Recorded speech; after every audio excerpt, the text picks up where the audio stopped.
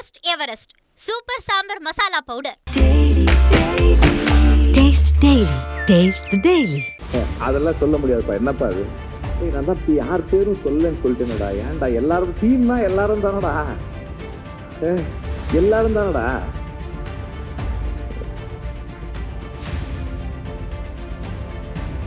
Thank you.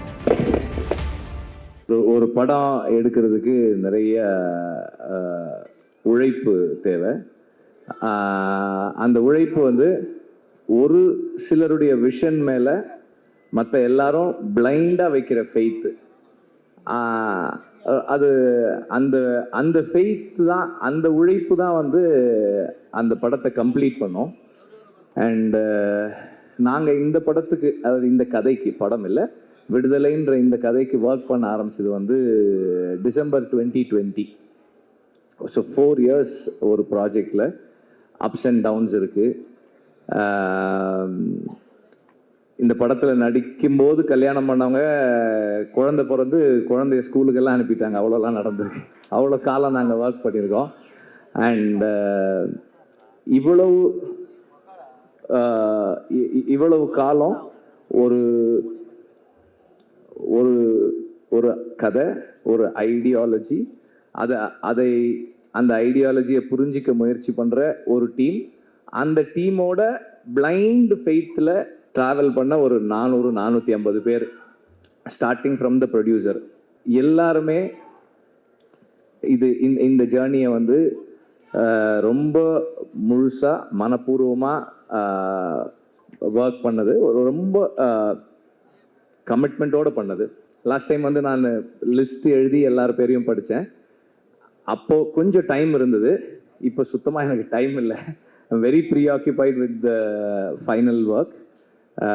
படம் முடிக்கிறதுக்கான முயற்சியில் இருக்கோம் நாங்கள். அதனால் ஐம் வெரி ப்ரீஆக்கியூபைட். பட் இருந்தாலும் as always I am very very grateful for the team. Cinema மாதிரியான ஒரு ஒர்க் வந்து கீழிருந்து மேலே வர்றது, ஒரு டைரக்டரோட விஷனுக்கு மேலேருந்து கீழே ஒர்க் பண்ணுறது, அது பார்க்குறதுக்கு அப்படி இருக்கும். ஆனால் வந்து ஒரு செட் அசிஸ்டன்ட் கரெக்டாக ஒர்க் பண்ணுறதும், ஒரு கார்பெண்டர் கரெக்டாக ஒர்க் பண்ணுறதும், ஒரு ஒரு ஹேர் ட்ரெஸ்ஸர் கரெக்டாக ஒர்க் பண்ணுறதும் தான் ஃபைனலாக அந்த டைரக்டரோட விஷனை வந்து கம்ப்ளீட் பண்ணும். ஸோ அப்படி எல்லாரும் ஒர்க் பண்ண ஒவ்வொருத்தருக்கும் நான் எப்போதும் போல் I am very very grateful. நன்றியெல்லாம் இல்லை, அதை தாண்டி ஐ எம் வெரி கிரேட்ஃபுல். ஏன்னா வந்து நானே பல இடங்களில் சொல்லியிருக்கேன், நான் சொல்லனாலும் கூட இருக்கவங்க சொல்லுவாங்க, என்னோட அசிஸ்டன்ட் டைரக்டர்ஸ் மாதிரி, என்னோட டீம் மாதிரி, அசிஸ்டன்ட் டைரக்டர்ஸ் இல்லை, என்னோட அசிஸ்டன்ட் கேமராமேனாக இருக்கட்டும், ஆர்ட் டைரக்டருடைய அசிஸ்டன்ஸாக இருக்கட்டும், எங்கள் ஸ்பாட்டில் எல்லாருமே என்னோட அசிஸ்டன்ஸாக தான் ஒர்க் பண்ணுவாங்க. இந்த மாதிரி ஒரு டீம் எங்கேயுமே பார்க்க முடியாது. ஏன்னா நார்மலாக அசிஸ்டன்ட் டைரக்டர்ஸ் எப்படி ஒர்க் பண்ணுவாங்கன்னா, ஒரு ஸ்கிரிப்ட் இருக்கும், இன்னைக்கு வந்து இந்தந்த சீன்லாம் எடுக்க போகிறோம் அப்படின்னு இருக்கும், அதுக்கு இந்தந்த ஆர்டிஸ்ட் வருவாங்க, இந்தந்த ப்ராப்ஸ் இருக்கும், இதெல்லாம் இருக்கும், அப்படி தான் ஒர்க் பண்ணுவாங்க. ஆனால் எங்கள் டீம் எப்படி ஒர்க் பண்ணோம்னா, ஓகே இன்னைக்கு இந்த ஆர்டிஸ்ட் வர சொல்கிறாரு, அப்போ இந்த சீன்லாம் இருக்கும், அப்படி இல்லைன்னா இந்த லொக்கேஷன் நம்ம போகிறோம், அப்போ அந்த சீன்லாம் இருக்குமோ, எந்தெந்த பீரியடெல்லாம் இருக்கும். இப்போ நான் திடீர்னு போயிட்டு அதுதான் அன்னைக்கே சொன்னேனே, அந்த பீரியட் 70s வரணும், இது ஆனால் ரெடியாக இருக்குது, ஓ ரெடியாக இருக்கா, ஓகே அப்போ அது 60s, அதுவும் ரெடியாக இருக்குது. இந்த மாதிரி அவங்களே பாதி கோ கிரியேட்டர்ஸாக இருந்தால் மட்டும்தான் இப்படியெல்லாம் ஒர்க் பண்ண முடியும். அண்ட் இந்த மாதிரி இந்த கண்டிஷன்ஸில் ஒர்க் பண்ணுறவங்க தே தெம்செல்ஸ் ஆர் டைரக்டர்ஸ். அவங்க இப்போ நம்மளை அசிஸ்ட் பண்ணுறாங்களே தவிர அவங்களே வந்து எல்லா டெசிஷன்ஸும், மோஸ்ட் ஆஃப் த டெசிஷன்ஸ் எடுத்து தான் பண்ணுறாங்க. இந்த மாதிரி ஒரு டீம் இல்லைன்னா என்னால் வந்து ஒரு டைரக்டர்னு பேர் வாங்கவே முடியாது. ஏன்னா வந்து ஐ எம் வெரி ஸ்கேட்டர்ட். என்னோட இங்கே ஒன்று பண்ணுவேன், அங்கே ஒன்று பண்ணுவேன், அங்கே ஒன்று பண்ணுவேன், இதெல்லாம் ஒன்றா கட்டி இழுக்கிறது வந்து என்னோட டீம் தான். அவங்க தான் வந்து அதை ஒழுங்குபடுத்தி வைக்கிறாங்க. So I am really grateful to have a team like this.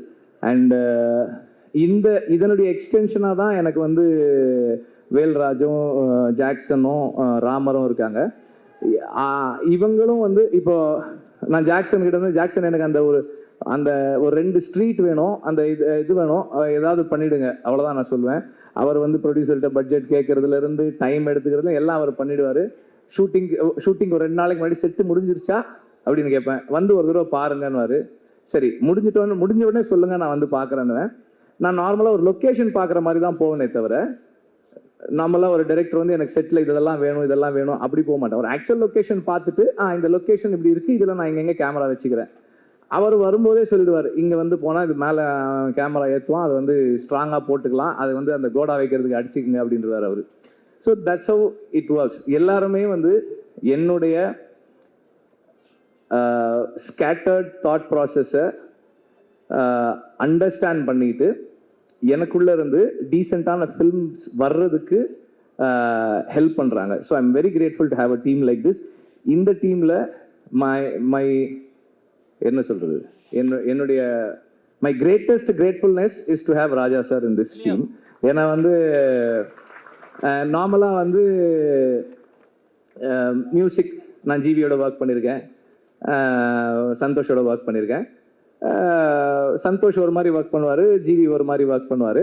Raja sir வந்து சரி வெற்றிமாறன், நீங்கள் வந்து நாளைக்கு காலையில் 9 o'clock வந்துடுங்க. நான் 9:10 போனேன்னா ஒரு இந்தாங்க இதை கேளுங்கன்னு 4 டியூன் ஆல்ரெடி பண்ணிட்டு இருப்பார். அந்த 10 minutes 4 டியூன் ரெடி பண்ணி வச்சிருப்பார் அவர். And is very punctual, which is little என்ன சொல்கிறது, எனக்கு அவ்வளோ கன்வீனியன்ட் கிடையாது, அது கொஞ்சம் இன்கன்வீனியன்ட்டாக எனக்கு.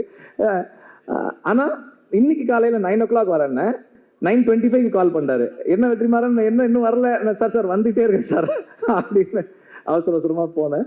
ஸோ எனக்கு வந்து ஒரு அந்த மியூசிக் சைடில் எனக்கு எதுவுமே கவலையே இல்லை. நான் யோசிக்கவே மாட்டேன். சார் இந்த மாதிரி ஒரு சாங் சார், ஓகே. இந்த மனசில் சாங் அப்படி தான். சார் நான் வந்து ஒரு சீக்வன்ஸ் பண்ணியிருக்கேன் சார், ஐ திங்க் ஒரு சின்னதாக ஒரு சாங் இருந்தால் நல்லாயிருக்கும்னு எனக்கு தோணுது சார், அந்த சீக்வன்ஸ் காட்டுறேன் அப்படின்னா. சரி காட்டுங்கன்னாரு. நான் காமிச்சேன். அதில் இந்த ப்ரொட்டாகனிஸ்ட் வந்து அந்த ஃபீமேல் ப்ரொட்டாகனிஸ்ட் லீட் கிட்ட ப்ரொட்டாகனிஸ்ட் அவன் பேசிகிட்டு இருக்கான். பேசும்போது எனக்கு இந்த இடத்துல பேசலாமான்னு தெரியல, ஆனால் பேசாமல் இருந்தால் ஒரு மாதிரி இருக்குது, ஒரு மாதிரி அன்கம்ஃபர்டபுளாக இருக்குது அப்படின்னு சொல்லி அவன் சொல்லுவான். சீன்லாம் பார்த்தாச்சு. ஒரு 2 days கழிச்சு ரெக்கார்டிங் கம்போசிங் உட்காரலான்னு சொன்னார். ஒரு 5-6 டியூன்ஸ் கம்போஸ் பண்ணிவிட்டு அதில் ஒரு சீன் ஒரு டியூன் டிசைட் பண்ணோம். நெக்ஸ்ட் மார்னிங் அவர் கால் பண்ணார். இல்லை வெற்றிமாறன், நான் அதை யோசித்தேன், நான் வேற ஒன்று பண்ணியிருக்கேன், நீங்கள் வாங்க அப்படின்னாரு. ஆக்சுவலாக நான் அவருக்கு காமிச்சேன், எனக்கு அந்த சீன் மறந்துருச்சு. இவர் டியூன் பண்ணிட்டு லிரிக் எழுதிட்டார். மனசில் ஒரு மாதிரி இருக்கு அப்படின்னு, ஒரு மாதிரியா இருக்கு, நல்லா இருக்கு சார். அப்போ சொன்னார், அந்த சீனில் அவன் சொல்கிறான்ல அதனால தான் அது அப்படின்னாரு. ஸோ அது எனக்கு வந்து ரொம்ப ஆச்சரியமாக இருக்கும். நான் அசிஸ்டன்ட் டைரக்டராக ஒர்க் பண்ணும்போதே நோட் பண்ணியிருக்கேன். ராஜா சார் வந்து ரீல் ஒரு தடவை பார்ப்பாங்க, பார்த்துட்டு நோட்ஸ் எழுத போயிட்டு திரும்பி வந்து இன்ஜினியர்கிட்ட சொல்லுவார், அந்த 24வது அடி 14th ஃப்ரேம்லேருந்து சிங்க் ஸ்டார்ட் பண்ணுங்கன்னு. கரெக்டாக அங்கேருந்து வச்சா அந்த மியூசிக் கரெக்டாக இருக்கும், அந்த சேஞ்ச் ஓவர் கரெக்டாக இருக்கும். ஸோ அவ்வளோ மெமரியோட அவ்வளோ ஷார்ப்பாக ஒர்க் பண்ணுவார். அதை நம்ம நேரில் பார்க்கும்போது, பக்கத்தில் இருந்து பார்க்கும்போது அந்த மைண்டை அண்டர்ஸ்டாண்ட் பண்ணுறது வந்து it is a great experience அப்படிதான் சொல்லலாம். எனக்கு ரொம்ப அண்டு எல்லாரும் சொன்னதோட எக்ஸ்டென்ஷனாக ராஜா சார் பேசுகிறத, அவங்க எல்லாம் பேசுகிறத கேட்பாங்க.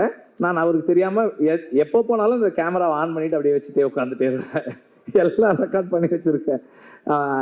ராஜா சார் வந்து கீபோர்டில் அந்த ஹார்மோனியமில் உட்காந்து அந்த டியூன் எப்படி வருதுன்றதெல்லாம் எடுத்து வச்சுருக்கேன் நான்.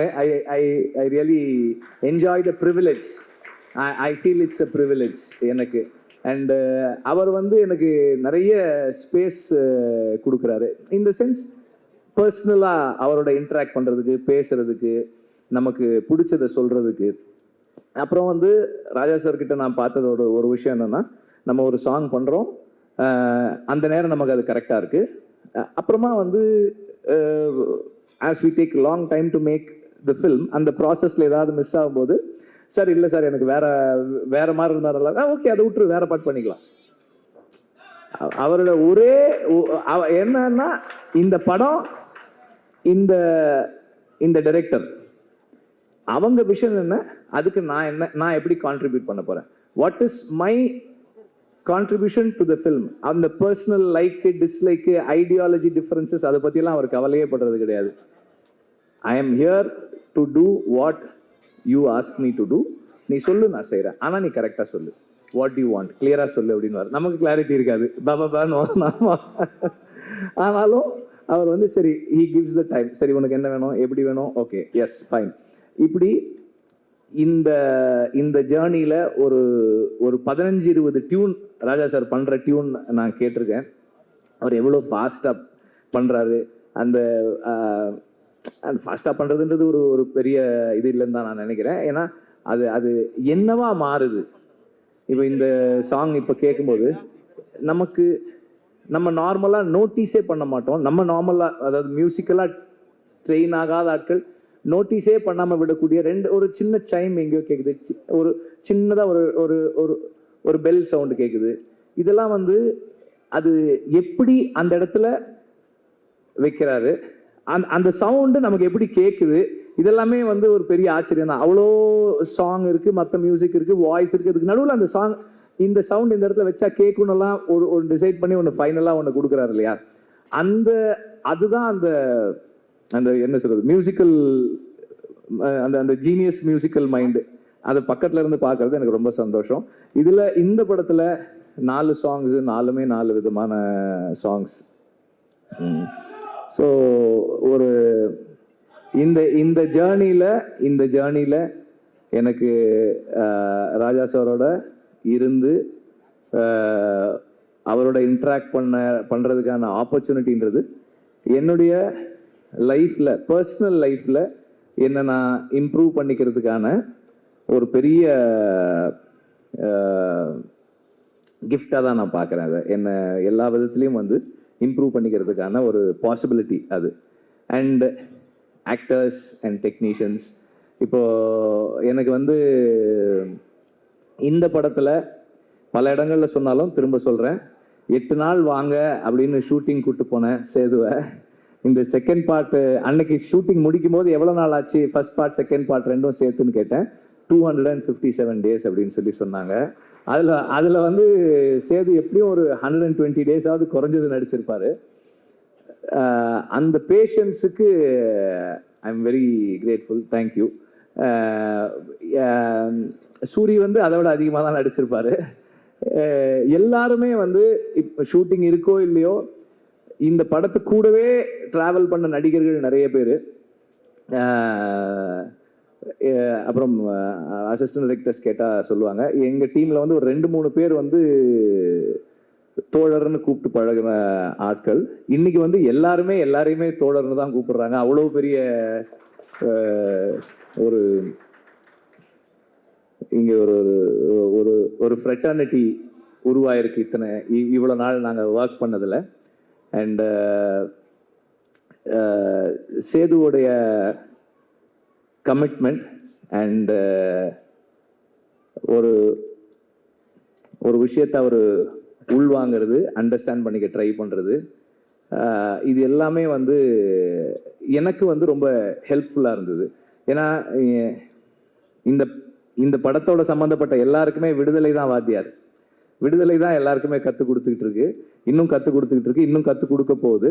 ஸோ நான் இந்த படத்துக்காக நிறைய பேரோட பேசி படித்து தெரிஞ்சுக்கிட்டு அதை எல்லாரோடையும் ஷேர் பண்ணும்போது எவ்வளவு அவங்க அதை உள்வாங்கிறாங்கன்றதை பொறுத்து தான் என்னோட லேர்னிங் என்னவா இருக்குன்னு என்னால் தெரிஞ்சுக்க முடியுது. ஸோ அந்த மாதிரி தொடர்ந்து இந்த படம் எல்லாருக்கும் எனக்கு நிறைய கற்றுக் கொடுத்துக்கிட்டு இருக்கு. இன்னும் படம் ஃபைனல் ஸ்டேஜஸில் இருக்குது, முடிக்கிறதுக்காக ஒர்க் பண்ணிக்கிட்டு இருக்கோம். அது முடியும் போது இன்னும் நிறைய கற்றுக்கிட்டு இருந்திருப்போம்னு நான் நம்புகிறேன். அண்ட் இந்த மியூசிக் ஸ்டேஜ்ன்றதால எக்ஸ்ட்ராவா ஒன்று என்ன சொல்ல விரும்புகிறேன்னா, நான் வந்து இந்த படத்தோட பேக்ரவுண்ட் ஸ்கோர் செஷன்ஸை பார்க்கறதுக்கு ரொம்ப எக்ஸைட்டடாக வெயிட் பண்ணிட்டு இருக்கேன். ராஜா சார் வந்து அதை எப்படி என்ன பண்ண போகிறாங்க அப்படின்னு பார்க்கறதுக்கு ரொம்ப ஆர்வமாக இருக்கேன். சீக்கிரம் வரேன் சார், ரீல் எடுத்துட்டு வரேன் சார், சீக்கிரம் வரேன். அண்ட் நம்பர் ஆஃப் டேஸ் கேட்கும்போதே வந்து தெரியும் எவ்வளோ சேலஞ்சிங்கானதுன்னு. 257 நாள் ஷூட்டிங்கு. அதுவும் கூட அன்னைக்கு கூட எப்படி முடிச்சேன்னா, வேற வழி இல்லை, அதனால ஷூட் பண்ணுறதை நிறுத்திக்கிறேன்னு தான் சொன்னேனே தவிர ஷூட்டிங்கை முடிக்கிறேன்னு சொல்லலை. ஏன்னா முடியல, இன்னும் கொஞ்சம் பாக்கி இருக்கு. பட் எனிவே இவ்வளவு நாள் எல்லாருக்கும் வெறும் டைம் மட்டும்தான். ப்ரொடியூசருக்கு டைமு, பணம், இன்ட்ரெஸ்ட் எல்லாமும் சேர்ந்துருக்கு.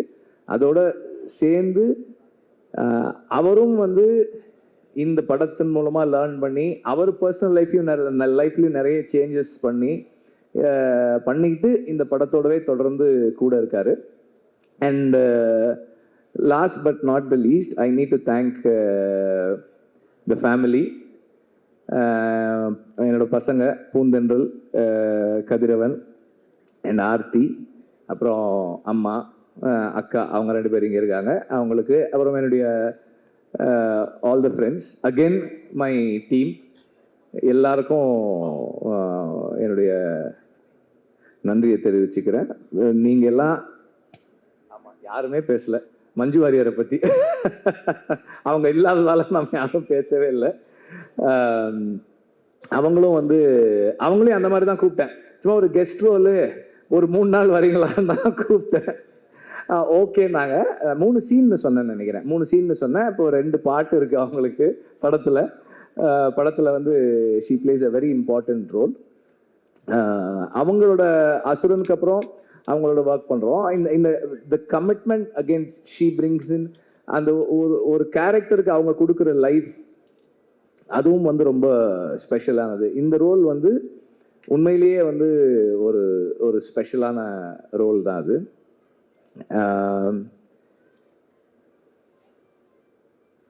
ஒரு படம் நல்லா வர்றதுக்கு அதெல்லாம் சொல்ல முடியாதுப்பா. என்னப்பா அது,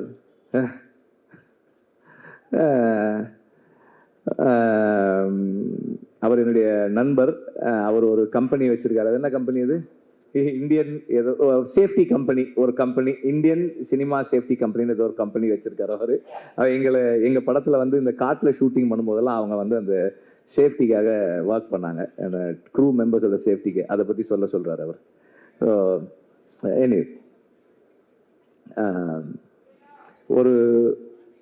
ஒரு படம் ஒரு டீசெண்டான படமாக மாறுறதுக்கு அந்த டீம் தான் காரணம். அண்ட் அந்த டீமில் வந்து திரும்ப ரிப்பீட் பண்ணுறேன், assistant directors, assistant cameraman and art department assistant, managers, production assistants, எல்லாருமே வந்து அதில் இருக்கிறவங்க. அவங்களுடைய கமிட்மெண்ட் தான் வந்து அந்த படத்தை கம்ப்ளீட் பண்ணுது. ஸோ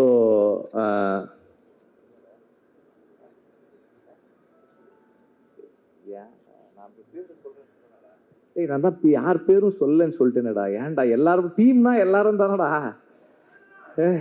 எல்லாரும் தானடா.